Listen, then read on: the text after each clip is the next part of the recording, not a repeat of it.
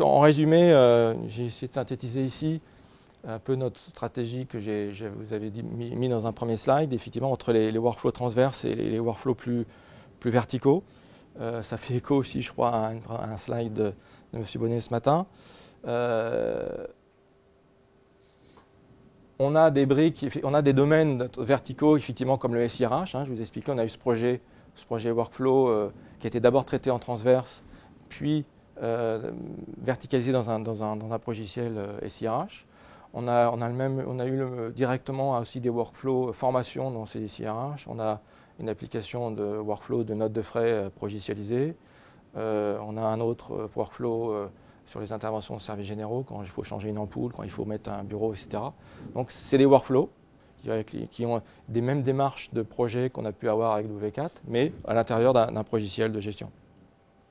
Et on a pu le faire, pour moi, c'est dans ma catégorie workflow verticaux, et on n'a pas eu besoin d'un W4 parce qu'on n'avait pas besoin de faire communiquer plusieurs systèmes.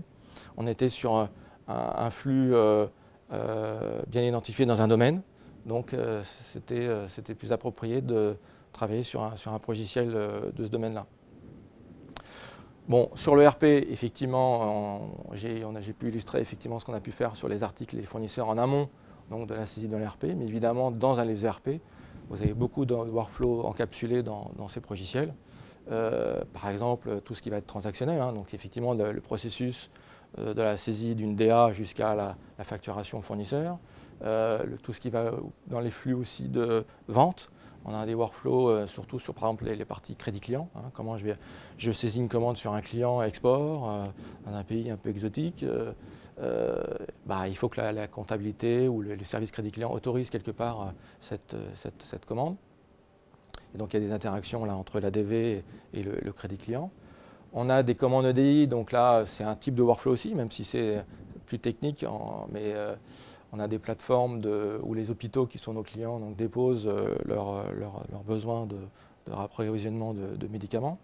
Et nous, on est connecté donc, à cette plateforme pour récupérer en EDI effectivement des commandes et poursuivre le flux à l'intérieur de l'ERP.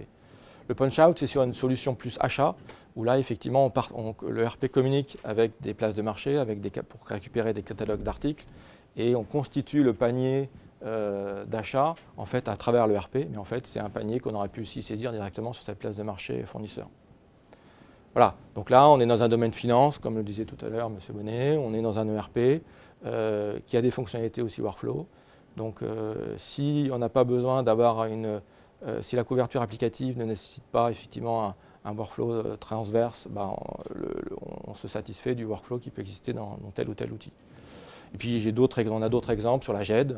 Effectivement, comme beaucoup de labos pharmaceutiques, on a des GED très réglementaires sur les processus qualité, sur la documentation de nos processus qualité, sur les dossiers de mise sur le marché. Et là aussi, c'est des workflows collaboratifs de mise à jour des documents, de révision des documents. Dans le domaine qualité, j'en ai parlé tout à l'heure. Donc on a commencé aussi avec W4 pour structurer les règles de gestion et habituer les utilisateurs à travailler dans ce mode-là. Mais effectivement, on a basculé en 2000, un peu plus tard sur des systèmes verticaux dédiés à ce domaine de la qualité. Donc en transverse,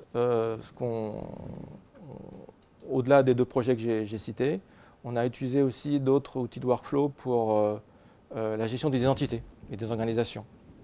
On a effectivement c'est l'IAM qui est très à la mode en ce moment, mais c'est effectivement comment aussi je maîtrise bien dans l'entreprise les processus déclaration d'arrivée de personnes, de départ de personnes, de mutation de personnes, surtout quand on commence à être dans un groupe avec une centralisation assez forte de certaines fonctions.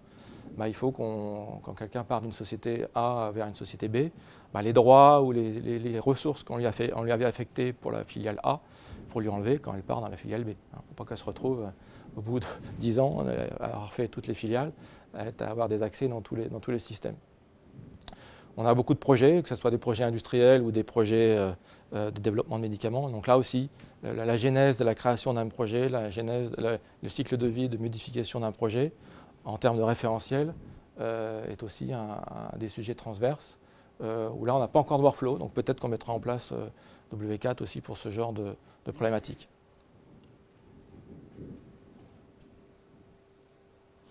Donc, moi, ce que je voulais dire aussi, c'était qu'effectivement, comme l'a expliqué M. Bonnet tout à l'heure, je pense que chaque client, dans chaque cas, en fonction du besoin, en fonction de l'existant en termes de progiciel dans le SI ou dans la maturité du marché au moment où se pose le problème, bah, il y a une analyse à faire. Moi, ce que je peux témoigner, c'est qu'effectivement, W4 est un outil très performant, qu'il a, quelque part, il peut traiter quasiment tous les workflows que j'ai cités là, mais on a fait des choix, effectivement, dans certains cas, l'utiliser, dans certains cas, de ne pas l'utiliser, en fonction de la maturité des clients, la maturité de nos clients internes, donc des métiers, la complexité qu'il y a à adresser.